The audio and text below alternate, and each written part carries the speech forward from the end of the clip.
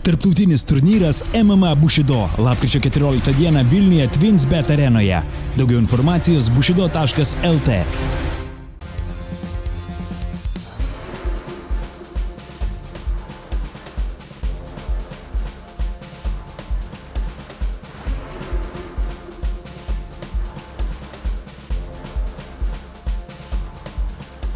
Tai sveikas sugrįžęs. Labas, ačiū. Paskutinė tavo kova buvo taip pat Vilniuje, dabar vėl tavęs vilniečiai laukia, turbūt išskėstomis rankomis visi tavo palaikytojai žmonės. Kokios tos mintys po tos pirmosios prokovos tau? Tikiuosi ir alytiškiai lauks Vilniuje.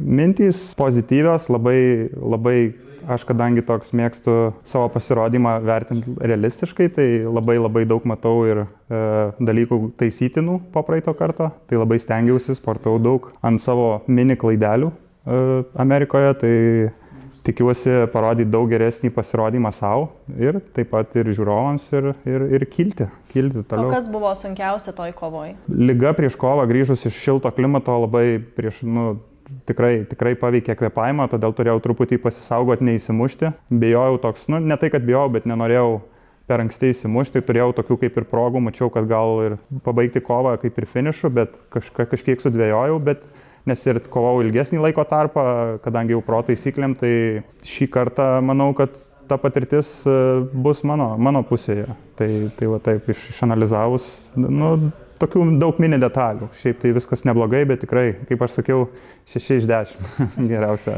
O gal kažkas buvo tokio, ko tu nesitikėjai iš savo priešininko? Ne, ta prasme, laikė, nežinau, bet aš jo ir žiūrėjau, aišku, keitėsi varžovas paskutiniam dienom, tai ruošiausi kitokiam, bet čia irgi nepasteisinimas, jeigu esi kovotojas, eini ir kovoji. Bet labai, kaip sakant, gajus žmogus, kiek žiūrėjau, niekas jo, ta prasme, finišų nenugalėjo, labai mažai. Tai žiauriai rinkosi smūgius, laikė tokių, kur jau atrodo gal ir mėgėjusios tokiais esu ir sustabdęs kažkiek žmonių, bet jisai laikė, nerealiai. Net ir tave frustruoja tas dalykas, būna, kad jeigu jau atrodo, kaip sako, hit him with the kitchen sink, ta prasme, jau viską, ką gali suleidai ir viskas pataikai, bet jokios reakcijos iš varžovo būna išmuša tave, kad, ką aš dar galiu padaryti jam, kad jisai nukristų, bet, kilo ranka į viršų, viskas gerai, tikslas pasiektas, judam toliau. O dabar kalbant apie tavo tą pasiruošimą, kadangi tu treniruojasi Miamyje, žinau, kad tu treniruojasi su vienais stipriausių pasaulyje sportininkų kovotojų, tai su kuo tu treniruojasi ir kokios tos treniruotės būna? Aš sportuoju keletoje klubų Miami, Pietų Floridoje, nes Kill Cliff Fight Club tai yra buvę Black Zillions, labai garsi komanda, kurioje sportuoju su tokiais vardais kaip Michael Chandler, Gilbert Burns, Kamaru Usman, buvęs UFC čempionas ir daug kitų, Michael Johnson, mano asmeninis draugas. Bet kadangi tai yra MMA komanda, aš ten seniau sportavau su mėgėjais ir vieną dieną pakvietė su profesionalais, neblogai atrodžiau kickbokso treniruotėje. Aš su jais sportuoju kickboksą. Tai kaip jie daro imtynės, jiu-jitsu, aš sportuoju kitoj salėje, nes aš sportuoju tik tai kickboksą, tai gerai sekėsi su jais ir pritapau. Dabar daug jų yra ir šeimos draugai, ir bendraujam, gimtadienių švenčiam tiesiog taip. Nes mano yra planas ir MMA agentavimas, tai labai daug UFC kovotų palaikau ryšį, bendraujam ir kaip draugai, ir kaip gal būsimi kolegos. Ir kaip sakant, Dievas ir sunkus darbas davė tokią galimybę sportuoti su jais, jo. Stovėsena. O tai kuo skiriasi, kadangi tu esi kovojęs, ne kovojęs, bet treniravęsis ne vieną kartą ir klubuose Vilniuje, ir Kaune, ir, ta prasme, apskritai turbūt visoje Lietuvoje, ir ne tik, turbūt, kuo skiriasi tas lygis Amerikoje ir čia? MMA lygis tai skiriasi stovėsenoje nedaug kuo, nes esu matęs ir gyvai pavyzdžių, kad lietuviai atvažiuoja ir stovėsenos treniruotėse puikiai atrodo ir laimi raundus, kaip sakant, kickbokse prieš tikrai garsius vardus, čia nenoriu minėti, bet kadangi Amerikoje yra ta imtynių bazė nuo vidurinės mokyklos, jie imtyniauja už mokyklos komandas, pas mus nėra tos kultūros, vienetai yra klubų, kur tikrai ten kažką panašaus daro Lietuvoje, kiek matau.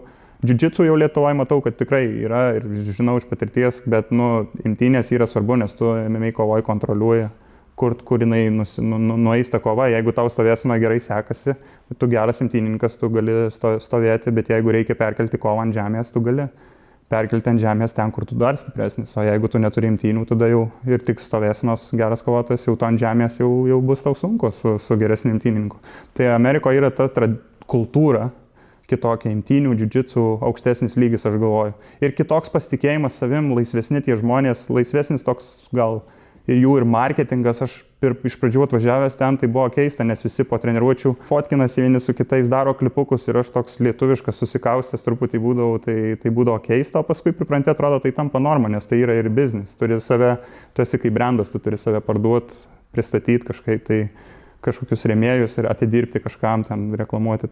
Tai tas laisvumas stovėsenoje, tai mažai kuo skiriamės. Tikrai, ta prasme, mano pavyzdys, aš tikrai neskaitau savęs kažkokiu supermenu, tiesiog sunkiai dirbu kasdieną ir patekau į tokią komandą, aišku, laiku gal ir vietoje, paskui pritapau ten, bet ant imtynių ir ant žemės toje kultūra, tai matau, kad Lietuvoje tikrai tobulėja ir pasaulis mažėja, galima paskristi ir Europoje kažkur pasitreniruoti žmonėm, tai manau, kad jinai tik tai augs ir lygis tik kils, nes seniau buvo gal toks truputį įšalas mano atžvilgiu, bet po biškį vėjamės, bet jo.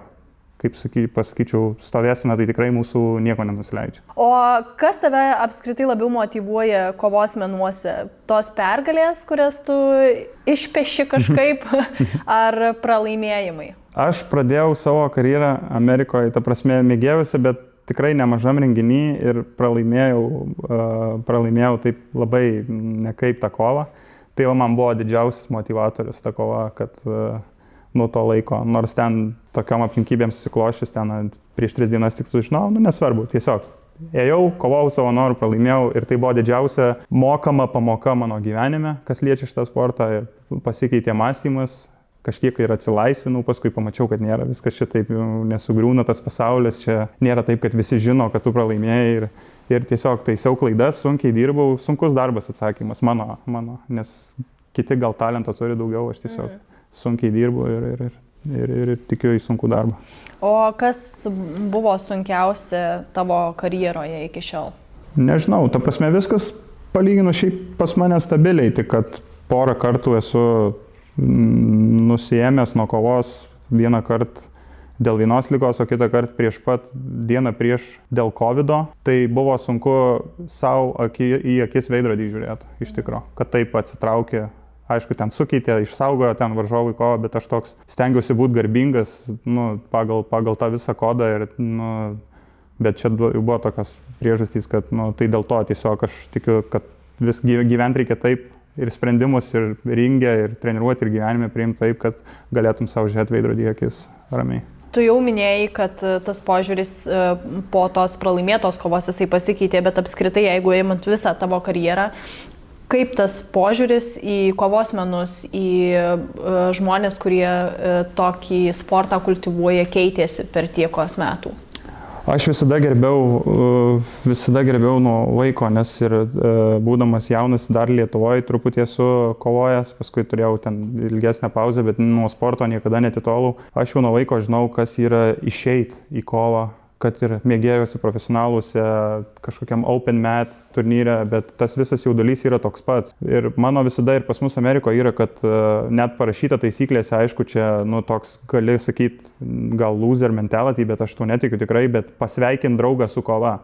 Pergalė, pralaimėjimas čia jau gali būti, aš mačiau daug draugų UFC viską tobulai daro, 12 savaičių, 6 keliasi, maitinasi idealiai, 2 treniruotės, 3 treniruotės, viską padaro idealiai, išeina 8-10 sekundžių nėra, kažkokia klaidelė, kažkas gal tą dieną atsikėlė, netakoja iš lovos ir toks sportas tas ir yra, kad čia toks gamble didelis, gali viską tobulai padaryti, nerealiai pasiruošti ir visaip gali būti. Aišku, apie tai galvoju apie geriausią scenarijų, ruošiesi geriausiam, bet pagarba didžiausia aplamai visiems žmonėms, kurie tik tai išdrįsta išeiti, nes vien tik išeiti, daeiti iki narvo ringo tatamio yra tikrai pareikalauja nugalėti vidinį save, perlaužti save. Kova su savim pirmiausiai vyksta prieš kovą su priešininku. Ir ten gali būti kova ir laimėta, ir pralaimėta, irgi prieš kovą. O kai tu įžengi į ringą, narvą, ar tai būtų kova ant tatamio, kaip tu matai tą savo priešininką būtent kovos metu? Ar jis yra tau kaip priešas, iššūkis kažkoks, patirtis? Jo, tai yra varžovas, nesu turėjęs kažkokių asmeninių ten beefų kažko, kad žiūrėčiau kaip priešą, irgi tas 9 ar 6 minutės, kol kovojame, esam tikrai nedraugai. O prieš ir po, aplamai, jisai daro savo darbą, aš darau savo darbą, o šiaip tai žiūriu tiesiog, taip net negalvoju, kova tai iš vis tunnel vision būna, tai tiesiog galvoju, kur klaida, kur ką, kaip ką daryti ir viskas, o prieš kovą net dažnai į varžovą net nežiūriu, kur laikrodis, kur ką, aš tokius mėgstu pasižiūrėti, jeigu klinčia pasimsi, pažiūrėti, kiek laiko liko, kaip ką, tokias detalės, kur kas, kur teisėjas, kur mano kampas, kur jo ten, tokių visokių... Mintis kažkur kitur būna nuo... Nu jo, apie tėvuką pagalvojam, žinatilsį, apie žmonės brangius savo, bandau save motyvuoti dar paskutinį kartą kažkuo. O kai ruošiesi kovai, tu daugiau dėmesio skiri pačiam savo, sakykime, tavo staminai, ar ištvermiai, ar ten smūgio jėgai, dar kažkam, ar tu bandai žiūrėti į varžovą ir spręsti, kokios yra jo klaidos, ką tu gali panaudoti prieš jį, kaip pasiruošimas vyksta? Ruošiuosi aš kovai prieš save, kaip kovočiau su savim, ne su varžovu, nes dažnai būna, kad varžovas žinai likus savaitį 2, o pasiruošimas trunka 10-12 savaičių. Aš aplamai mėgstu režimą, tai aš visada sportuoju, bet aišku ne varžybiniu ritmu, nes žmogus taip nesutvertas. Taip. Pikas būna tam tikras vienas, tai